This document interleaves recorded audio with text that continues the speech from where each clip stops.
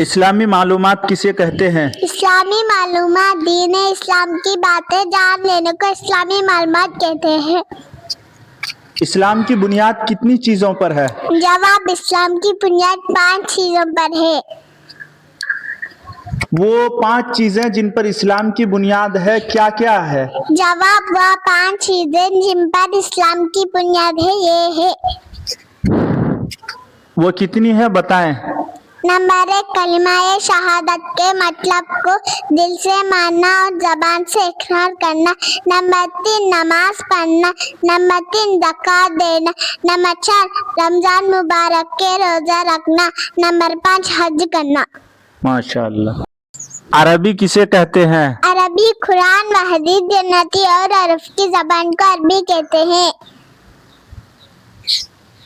गिनती। आदाद गिनती, वाहिद देख, इस्नान 2, सलासा 3, अरबा 4, हमसा 5, सित्ता 6, सबआ 7, समानिया 8, तिस्आ 9, अशरा 10।